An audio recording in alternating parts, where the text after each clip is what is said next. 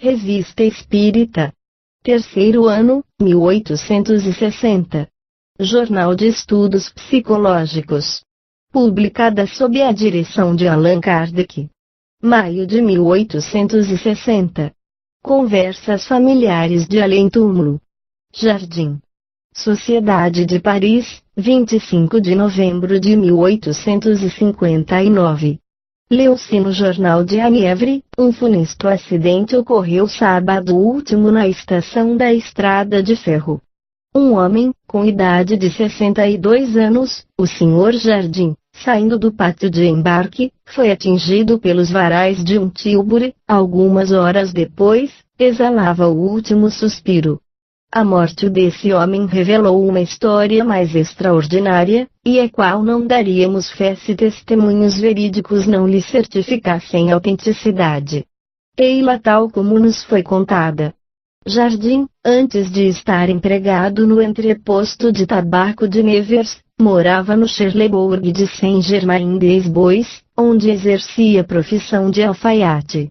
Sua mulher sucumbira há 5 anos nessa aldeia, atingida por uma inflamação dos pulmões, quando há 8 anos deixou Saint-Germain para vir morar em Nevers. Jardim, empregado laborioso, era de uma grande piedade, de uma devoção que ele levava até a exaltação, entregava-se com fervor às práticas de sua religião, tinha em seu quarto um genuflexório no qual, frequentemente, gostava de se ajoelhar. Sexta-feira à noite, achando-se só com sua filha, anunciou-lhe, de repente, que um secreto pressentimento a advertia-o de que seu fim estava próximo. Escuta, disse-lhe, minhas últimas vontades, quando estiver morto, tu entregarás ao Sr. B a chave de meu genuflexório para que ele tire o que ali encontrar e o deposite no meu caixão. Espantada com essa brusca recomendação, a filha de Jardim, não sabendo muito se seu pai falava seriamente, perguntou-lhe o que poderia conter o seu genuflexório.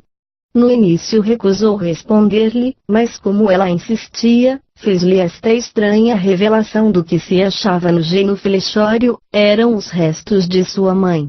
Ensinou-lhe que, antes de deixar Saint-Germain-des-Bois, fora durante a noite no cemitério. Todo o mundo dormia na aldeia, sentindo-se bem só, dirigiu-se para a tumba de sua mulher, e, armado de uma picareta, cavou a terra até o momento em que alcançou o caixão, que continha os restos daquela que fora sua companheira. Não querendo separar-se desse precioso depósito, recolheu os ossos e depositou-os no seu genuflexório. A essa estranha confidência, a filha de Jardim, um pouco amedrontada, mas duvidando sempre que seu pai falasse seriamente, prometeu-lhe, no entanto, se conformar com as suas últimas vontades, bem persuadida de que ele queria divertir-se às suas custas, e que no dia seguinte dar-lhe a chave desse fantástico enigma. No dia seguinte, sábado, Jardim foi para a sua oficina como de costume. Cerca de 1 hora, foi enviado à estação de mercadorias para lhe receber sacos de tabacos destinados à provisão do entreposto. Apenas saía da estação, e os varais de um tílburi, que não percebera no meio do atravancamento de viaturas que estacionavam no embarcadouro, vieram atingi-lo em pleno peito. Seus pressentimentos não o enganaram. Derrubado por esse choque violento, foi trazido para sua casa privado de sentimento. Os socorros que lhe prodigalizaram fizeram-lhe recobrar os sentidos. Então, pediu-se-lhe para deixar levantar sua roupa para examinar suas feridas. Ele se opôs vivamente, insistiu-se e ele recusou-se ainda. Mas como, apesar de sua resistência, dispunha-se a lhe tirar a sua roupa, de repente, ele curvou-se sobre si mesmo, estava morto. Seu corpo foi depositado numa cama, mas qual não foi a surpresa das pessoas presentes quando, depois de despojar Jardim de suas roupas, viu-se, sobre o seu coração, um saco de pele, retido por laços amarrados ao redor do corpo. Um golpe de lanceta, dado pelo médico chamado para constatar o decesso, separou o sacro em duas partes, dele escapou uma mão seca. A filha de Jardim, então, lembrando-se do que o pai lhe dissera na véspera, preveniu os senhores B e J, marceneiros. O genuflexório foi aberto, dele se retirou um chapéu da Guarda Nacional. No fundo desse chapéu encontrou-se uma cabeça de morto, ainda guarnecida, com seus cabelos. Depois, no fundo do genuflexório, percebeu-se, enfileirados sobre as prateleiras, os ossos de um esqueleto. Eram os restos da mulher de Jardim. Domingo último, conduziu-se para a sua derradeira morada os despejos de Jardim. Para conformar-se à vontade do sexagenário, colocaram-se em seu caixão os restos de sua mulher, e sobre seu peito a mão seca que, se podemos assim nos exprimir, durante 8 anos, sentira bater seu coração. 1. Evocação. Resposta: estou aqui. 2. Quem vos preveniu que desejávamos falar-vos? Resposta: nada sei disso, fui arrastado para cá. 3. Onde estáveis quando vos chamamos? Resposta: estava perto de um homem de quem gosto, acompanhado de minha mulher. 4. Como tivestes o pressentimento de vossa morte? Resposta: dela fui advertido por aquela que lamentava tanto, Deus o concedera por sua prece. 5. Vossa mulher estava, pois, sempre junto de vós? Resposta: ela não me deixava nunca. 6. É que os restos mortais de vossa mulher, que conserváveis, eram a causa de sua presença contínua? Resposta: de modo nenhum, mas eu o acreditava. 7. Assim, não houvesseis conservado esses restos, que o espírito de vossa mulher não estaria menos junto a vós. Resposta: e que o pensamento não está aí, e não é mais poderoso, para atrair o espírito, que restos sem importância para ele? 8. Revistes imediatamente vossa mulher no momento de vossa morte? Resposta: foi ela quem veio me esclarecer e receber-me. 9. Tivestes imediatamente consciência de vós mesmo? Resposta: ao cabo de pouco tempo, tinha uma fé intuitiva na imortalidade da alma. 10. Vossa mulher deve ter tido existências anteriores à última, como ocorre que as esqueceu para consagrar-se inteiramente a vós? Resposta: ela devia guiar-me na vida material sem renunciar, por isso, às suas antigas afeições. Quando dizemos que não deixamos jamais um espírito encarnado, deveis compreender que queremos dizer, com isso, que estamos junto dele, mais frequentemente que a lures, a rapidez do nosso deslocamento nulo permite tão facilmente quanto a vós uma conversação com vários interlocutores. 11. Lembrai-vos de vossas existências precedentes. Resposta: sim, na minha última, fui um pobre habitante do campo, sem nenhuma instrução, mas, precedentemente, fui religioso, sincero, devotado ao estudo. 12. A extraordinária afeição que tinhais por vossa mulher, não o seria por causa de antigas relações de outras existências? Resposta: não. 13. Sois feliz como espírito? Resposta: não se pode mais, deveis pensá-lo. 14. Quereis nos definir a vossa felicidade atual e dizer-nos sua causa? Resposta: não deveria ter necessidade de vô-lo dizer, eu amei, e lamentava um espírito querido, eu amava Deus, era homem honesto, e encontrei aquela que lamentava, aí estão os elementos da felicidade para um espírito. 15. Quais são as vossas ocupações como espírito? Resposta: eu vos disse que, no momento de vosso chamado, estava junto de um homem a quem amava, procurava inspirar-lhe o desejo do bem, como fazem sempre os espíritos que Deus julga dignos. Temos também outras ocupações que não podemos, ainda, vos revelar. 16. Agradecemos ter consentido em vir. Resposta: também vos agradeço. Conversas familiares de além-túmulo. Uma convulsionária. Tendo as circunstâncias nos colocado em relação com a filha de uma das principais convulsionárias de Semedard, podemos recolher, sobre essa espécie de seita, informações particulares. Assim, nada há de exagerado no que se relata das torturas às quais esses fanáticos se submetiam voluntariamente. Sabe-se que uma das provas, designada sob o nome de Grandes Socorros, consistia em sofrer a crucificação e todos os sofrimentos da paixão de Cristo. A pessoa de quem falamos, e que não morreu senão em 1830, tinha ainda nas mãos os buracos feitos pelos pregos que serviram para suspendê-la na cruz, e ao lado as marcas dos golpes de lança que recebera. Ela escondia com cuidado esses estigmas do fanatismo, e sempre evitara explicá-los com seus filhos. É conhecida na história dos convulsionários sob um pseudônimo, que calaremos pelo motivo que indicaremos daqui a pouco. A conversa seguinte ocorreu em presença de sua filha, que a desejara. Dela suprimimos as particularidades íntimas, que não poderiam interessar a estranhos, e que foram sobretudo, para esta, uma prova incontestável de sua identidade. 1. Evocação. Resposta: eu desejo, há muito tempo, conversar convosco. 2. Que motivo fê-la desejar conversar comigo? Resposta: sei apreciar vossos trabalhos, o que quer que possas pensar de minhas crenças. 3. Vedes aqui a senhora vossa filha.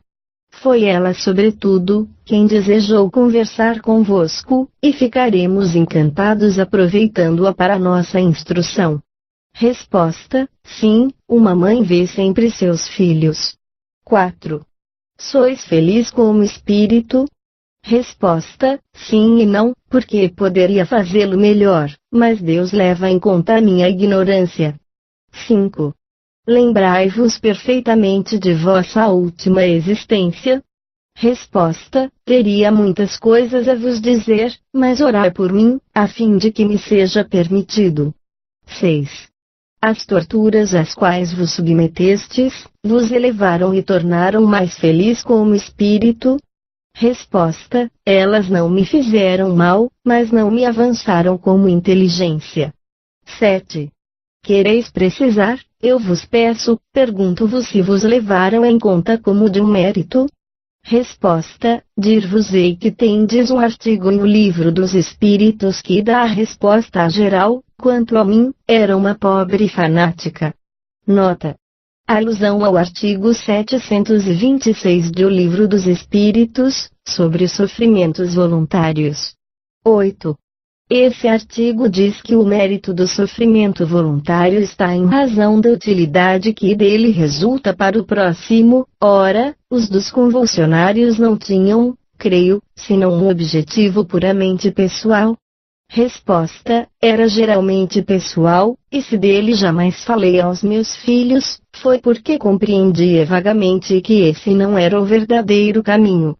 Nota: o espírito da mãe responde aqui, por antecipação, ao pensamento de sua filha que se propunha perguntar-lhe por que, quando viva, evitara disso falar aos seus filhos. 9. Qual era a causa do estado de crise dos convulsionários? Resposta: disposição natural e superexcitação fanática. Nunca quis que meus filhos fossem arrastados por esse pendor fatal, que hoje reconheço ainda melhor. O espírito respondendo espontaneamente a uma reflexão de sua filha, que, no entanto, não formulara a pergunta, acrescentou: eu não tinha educação, mas muito de existências anteriores, das quais tinha intuição. 10. Entre os fenômenos que se produziam nos convulsionários, alguns têm analogia com certos efeitos sonambúlicos, como, por exemplo, a penetração do pensamento, a visão à distância, a intuição das línguas. É que o magnetismo neles tinha um certo papel? Resposta: muito, e vários padres magnetizavam com o desconhecimento das pessoas. 11. De onde provieram as cicatrizes que trazieis nas mãos e sobre outras partes do corpo? Resposta: pobres troféus de nossas vitórias, que não serviram a ninguém, e que, frequentemente, têm excitado paixões, deveis compreender-me. Nota: parece que nas práticas dos convulsionários passavam-se coisas de grande moralidade, que revoltaram o coração dessa senhora, e lhe fizeram, mais tarde, quando a febre fanática acalmou, tomar em aversão tudo aquilo que lhe lembrava esse passado. Sem dúvida, foi uma das razões que a levaram a dele não falar aos seus filhos. 12. Realmente, operavam-se curas sobre o túmulo do diácono Paris? Resposta: oh! Que pergunta! Sabeis bem que não, pouca coisa, sobretudo para vós. 13. Depois de vossa morte, revistes Paris? Resposta: não me ocupei mais com ele, porque lhe atribuo o meu erro depois que sou espírito. 14. Como o consideráveis quando viva? Resposta: como um enviado de Deus, e é por isso que o acuso pelo mal que causou em nome de Deus. 15.